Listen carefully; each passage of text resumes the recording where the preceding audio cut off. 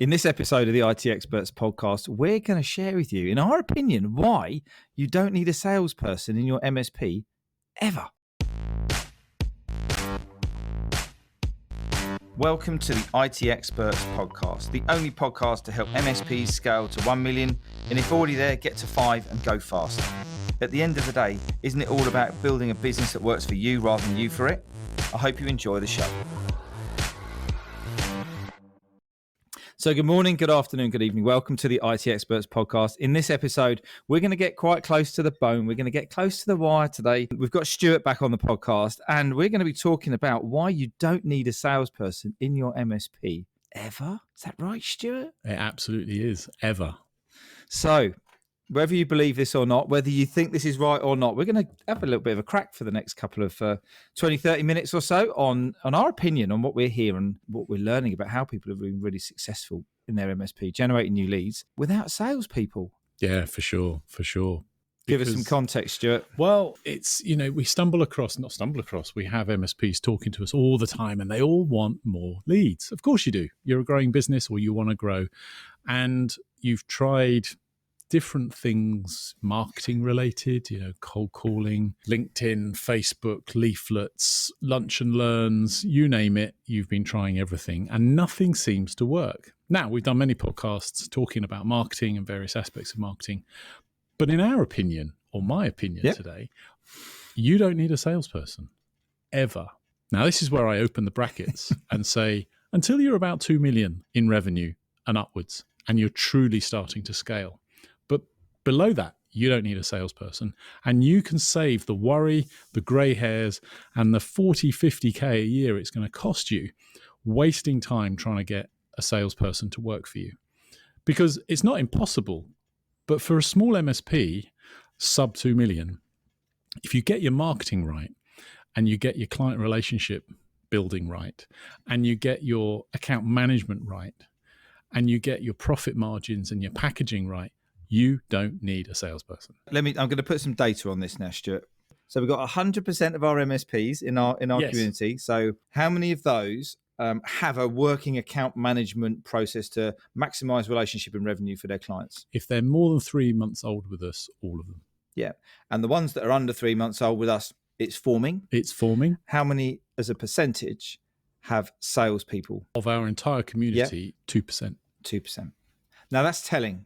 And that's why we're kind of like quite confident behind the message today is exactly what Stuart's just said, kind of around, you get your stall straight, you get the operation straight, you get the business running efficiently, et cetera, and you kind of don't need all this other noise because marketing's noisy enough as it is. We talk about it enough. We talk about all the different things that are going on. There's some great resources out there.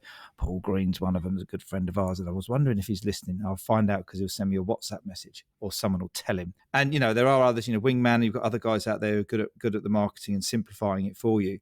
But the whole sales thing is even, do I do cold calling? Do I just do some lists? Do I get some people in and just to go around knocking on doors? And it's kind of like that whole thing, isn't it? But I just wanted to bring in a bit of data just around what we know is working with our clients and why we're kind of saying what we're saying today. Yeah, and I think the simple piece is sales in the MSP space take time. Yep. And there's a classic example of one of our quite mature clients that took on a salesperson. And I met the lady, really, really, really qualified for the job. But she left them after 12 months because she ran out of faith in the process. And they said literally 2 months later, all the work she'd put in over that year started to pay off, but she'd left because she wasn't feeling successful. Yeah, she wasn't feeling like she was winning. And sales take a long time in the MSP world. And particularly if you're starting from zero, if there's no marketing in place or credibility or visibility. So salespeople not just incur you the cost of the salary, you've got to fund it for a long enough period, assuming that you're building lead generation around them as well, because don't expect them to come in and be able to find their own leads. They'll be able to work with a list of prospects. Yep.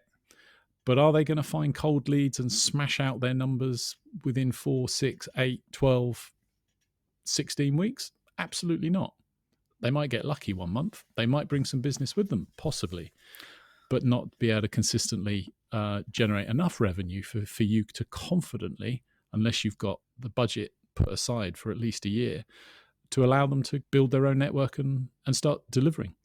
Let's talk about people, the types of people that we have in, that we know about right in the channel. So we got generally 80% of MSP business owners right now under 2 million are techies, come from a techie background. I said, hey, can you fix my computer? And then another, and then another, and then another 10, 20, 30, 40 before they know it, they've got an MSP. Quite reserved type of people, very, very technical, got to be right, everything's in the right place, fear of failure, and kind of all of this good stuff. You've then got, they love to sell.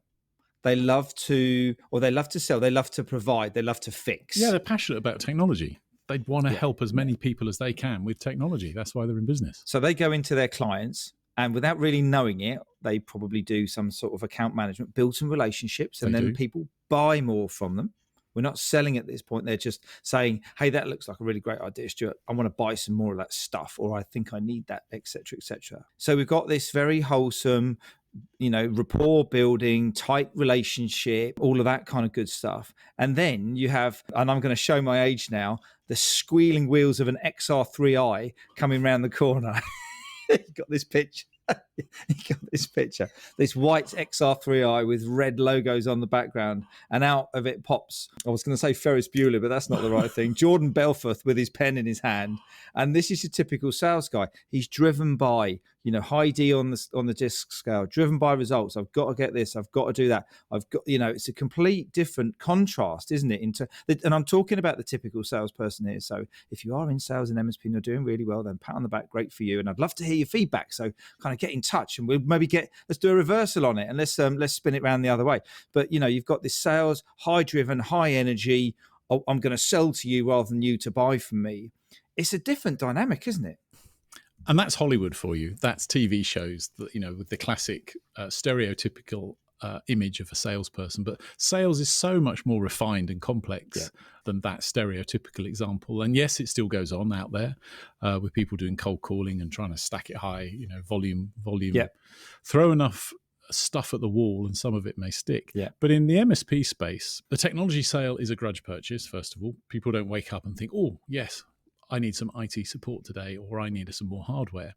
They have a problem and they need it fixed. And over time, they build a relationship with somebody, and that person is their go-to person to fix their IT. But if that business is growing, they need somebody that's growing with them. Yeah. And they buy people.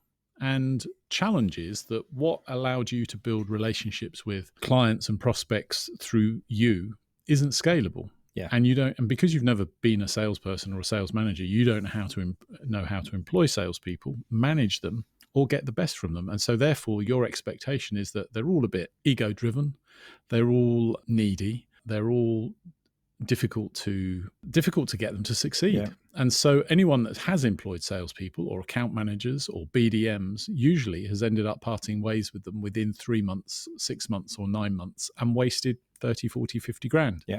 So it's not about selling your business. It's about helping people buy from your business. And I don't want to go down the marketing side because we've done a lot of podcasts about this. I think the reason you don't need a salesperson is because if you do enough work with your existing clients and make yourself a profitable, stable business, you don't have to be this on a wing and a prayer business owner hoping this salesperson is going to come in and save the day in terms of your being able to grow.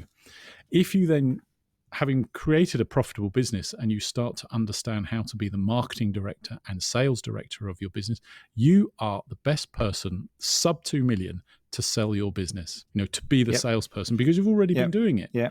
The difficulty you've got is leads, and a salesperson or BDM is not going to get you more leads. Now, the people that we know that have made a success of it have been able to find a rare beast that is a blend between their marketing implementation person. So they're going networking on their behalf. They're following up on the phone.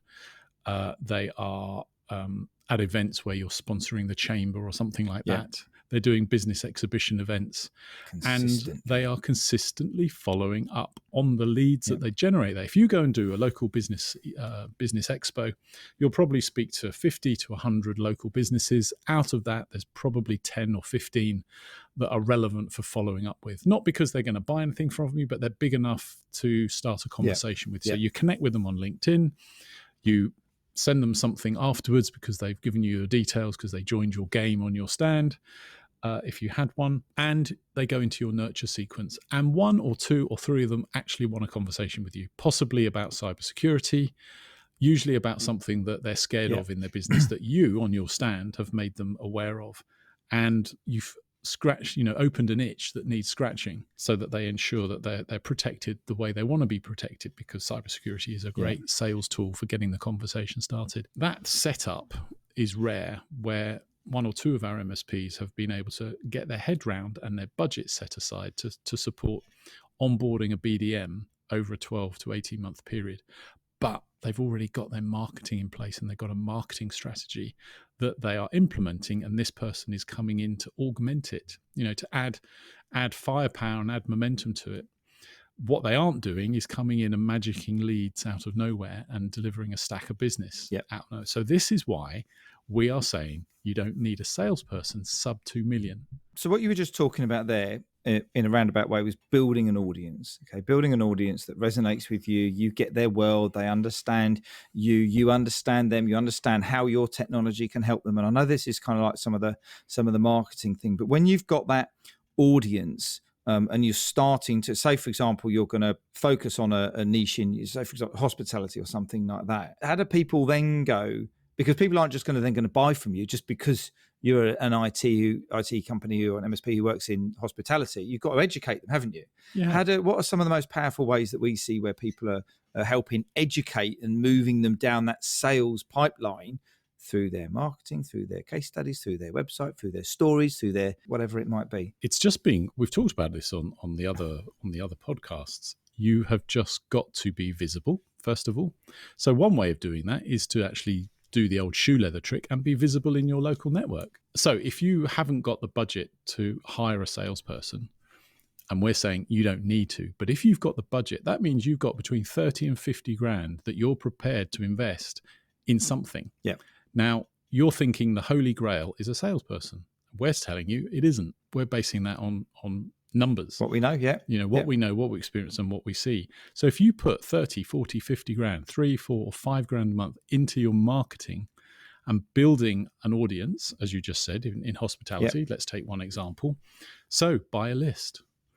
Just clean that list. Take time to clean that list, qualify that list. What sort of hospitality companies? How big do they need to be? Where do they need to be? Then what are the problems that hospitality companies have? So create 1 or 2 little lead magnets that solve the big problems that they're worried about. Answer their questions. Whether it be security, whether it be productivity, whether it be automation, whether it be data enhancement. So using Power BI to create, to leverage the data that they have in their businesses to allow them to run the businesses better. There's all kinds of things that you can add value to. And then you've just got to promote it. So using Paul Green stuff, Mike Knight, Wingman, whoever you're using, your own internal staff to get your social media out there. Build that visibility, alongside it credibility, because you'll have some case studies. You'll tell some stories about what you've done in the hospitality industry, wheel out a few clients, and then you'll go networking. Possibly you'll run exhibitions in hospitality events. Now, this takes time and effort, but if you've got that 30, 40, 50 grand because you think you could have hired a salesperson, that's enough budget over a year to start building some traction. And we've got clients who've done this, and over 18 months, they have penetrated a niche or a couple of niches, and they're starting to build that credibility. And they start telling us, hey, so-and-so contacted me because of this flyer, or an email I sent them 6 months ago, or an introductory call I had with them, but the time wasn't right. They're starting to build a funnel, a flow of quality leads. It takes 12, 18, 24 months, but you're not in this business for like a flash in the pan. No. And if you think you need a salesperson, you don't. If you're sub 2 million, put it into this marketing, build the list, build that top of funnel, build those qualified, relevant prospects. And then it's very simple to set up a number of mechanisms, we call it middle of funnel, to get them to raise their hand. And you're the best person to sell your business. You're passionate about it. You love technology. And if you've been listening to us and you've been building out the functionality of your business behind you, you are now not in the operational side of it. The finance runs itself. It's well automated. The tech team, the help desk, maybe you've got a support manager now, maybe you've got a help desk manager now. They're quite capable of onboarding and offboarding clients and everything in between. Your job now is to sell the business. So let's talk about data again. How many new clients does the average MSP need to onboard a month to make a significant, profitable, lasting change to their business? It's that old number again, number one. One. If you could bring one new client in, everyone says this, if I could just have 12 new clients a year of a certain size, I'd be made for life. Yeah, you would be, because the MSP model is such an amazing business model that if you brought one, whatever your ideal client is, 10 users, 20 users, 30 to 40 users, if you could bring one or half a dozen of those plus some smaller ones in a year, the compound effect of that business model, assume you're packaged appropriately and your margins are right, is just transformational. So we need one. And we know that most MSPs are pretty good at closing. When they've got somebody who knows what they need, going through the presentation, we're probably looking anywhere between 60 and 70% closing rate. So it's pretty good.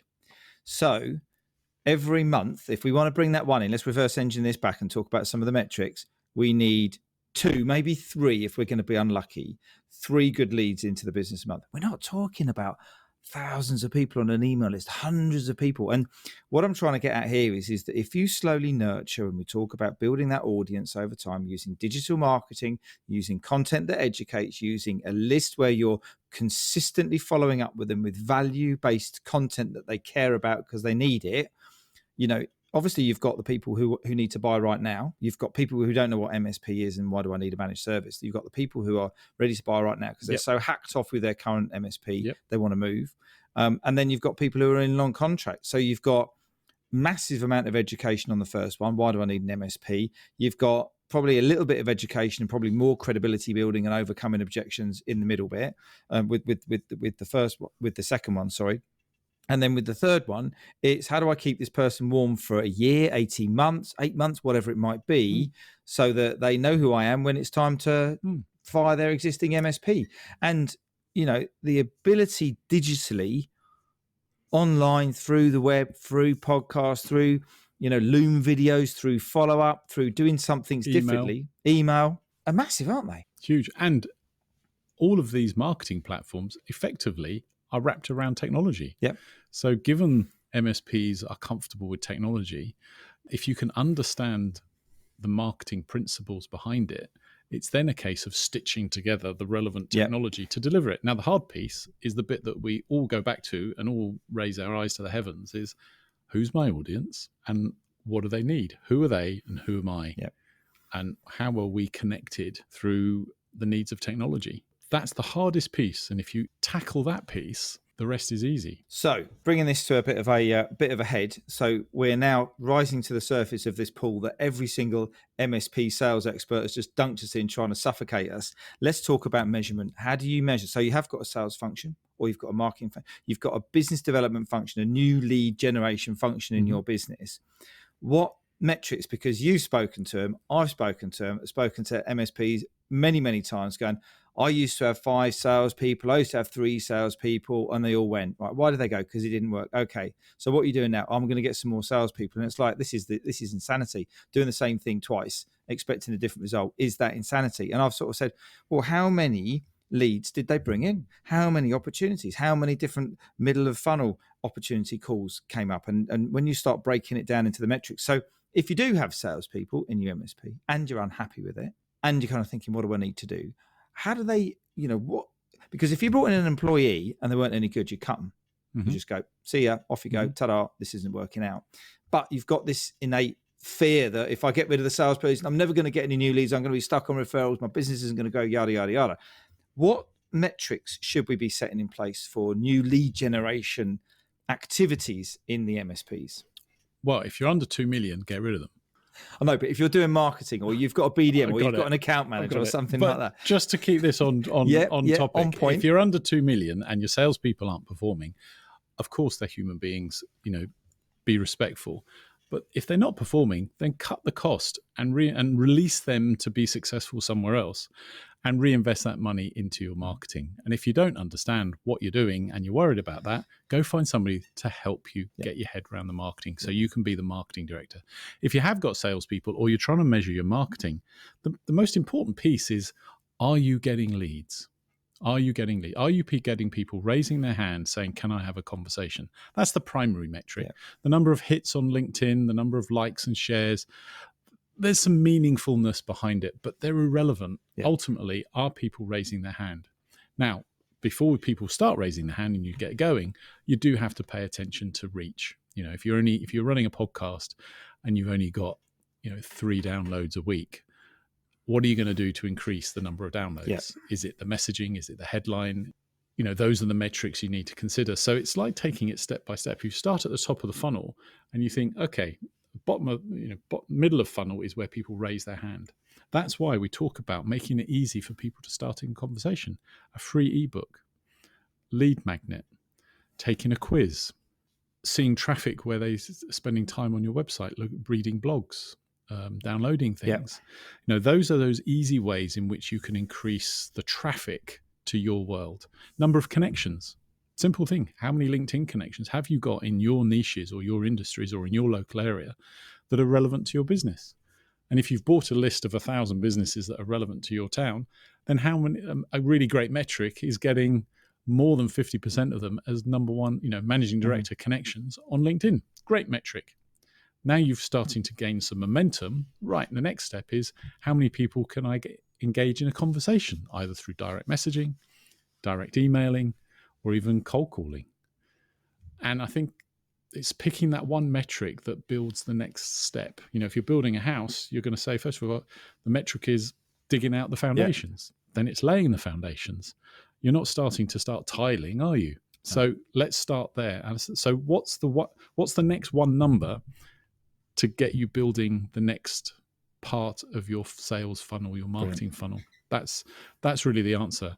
And the ultimate measure is, all you're interested in is, are you getting conversations? Quality conversations, quality leads, quality sales to help scale and grow your wonderful MSP. Absolutely.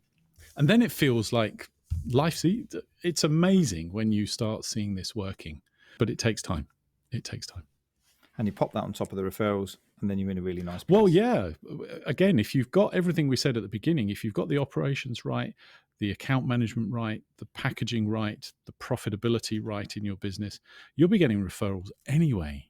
But of course, they're not scalable or reliable, but they are a great amplifier of your growth. But the lead gen and the marketing bit for lead gen will just amplify it even further. Right. So save that 40 grand a year and invest it into your marketing. And if not, get some help. Very interesting topic today, Stuart. Thanks very much for that. And if you are interested in how your business is setting up in terms of maturity, how you can align yourself to some of the methodologies for growing your MSP profitably, as we talked about account management, we talked about operations, and we talked about sales and marketing quite a bit as well, then look, pop over to the mspgrowthhub.com and hit the button where we've got the MSP Mastery Quiz. And in just a couple of minutes, you will be able to check in the maturity of your business, get yourself a free report on what you need to do in relation to the 3 pillars to MSP growth success. You absolutely love it. It's there for the taking. Go and do it. Go and learn from it. And if you need a hand with anything, you know where we are. In the meantime, thank you, Stuart, for that episode. Thank you. Loved it. Seeing you soon. So I hope you enjoyed the show. If you did, I'd love it if you could leave a rating and review on your favourite podcast platform. If you want to learn more about how to take your MSP to $1 million, or if you're already there, go faster, then come and join Stuart, Warwick and myself in the Scale with Confidence Facebook group. The link is in the show notes. You go and enjoy the rest of your day, and I look forward to connecting with you soon.